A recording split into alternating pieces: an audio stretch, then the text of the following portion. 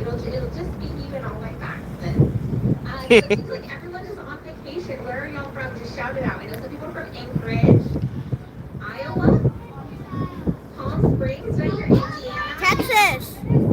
Tennessee, well, Texas. Texas. I know we have some people from Costa Rica. Any other international visitors? All right. Well, wherever you're from, thank you so much for choosing to visit Seattle.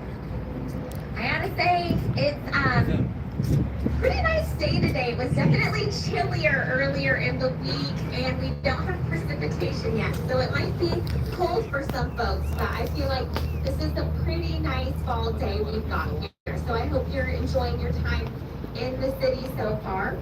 We'll do a brief orientation on the boat for directions. The front is the bow. I remember that is bow forward. The rear is the stern. The left-hand side is the port side of the boat, and I remember that because both left and port are 4 letters. And the right-hand side of the boat is the starboard side. And with that, let's get going. I'll start with a brief history of Argosy Cruises. It was started over 75 years ago by Captain Lynn Campbell as the Spring Street Water Taxi. And he was ferrying passengers from along the waterfront to the Kitsap Peninsula. Pretty quickly, though, he realized people were more interested in seeing the sights of the waterfront and hearing his stories.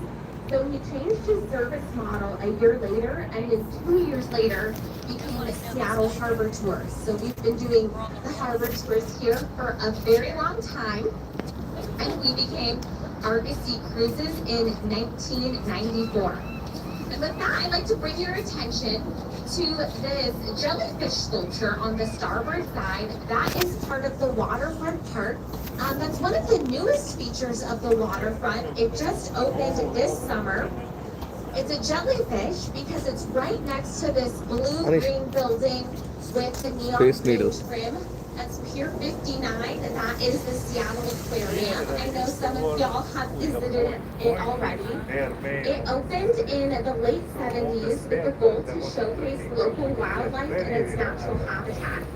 So there you can see river otters, sea otters. My personal favorite is the giant Pacific octopus. They average about 90 pounds, but they've seen them as big as 150 pounds. So very cool. And then these stairs with the wood paneling next to the Seattle Aquarium is the overlook walk that will lead you to Pike Place Market. So show of hands, have y'all visited the market yet? Daddy. Okay, good number. It is the smallest ship out of all of them. But by no means a tourist. Daddy, isn't this like the smallest ship out of all of them from the cabin? Restaurants there for lunch. The produce and the flowers are absolutely gorgeous. I'm not cool. It really interesting shops.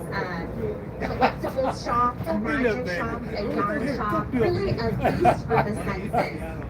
Has a very interesting history. So Seattle's population doubled from 1890 to 1900.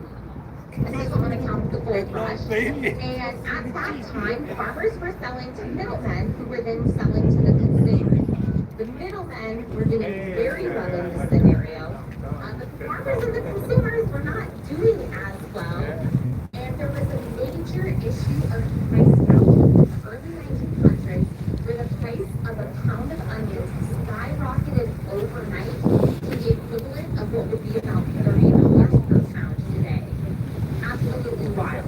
The farmers took a real risk. They said, we need to take matters into our own hands. We can't have this. And they decided they were going to set up their wagons and sell their produce directly to the consumers.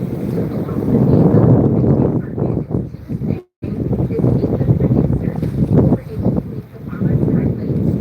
They sold out by lunchtime. And it is one of the longest continuously operating farmers markets in the country to this day. So very successful and a very cool spot to visit. There are 5 floors there. So if you only scoped out the first floor, I'd say go back and explore a little bit more. This multicolored plex that we're passing here now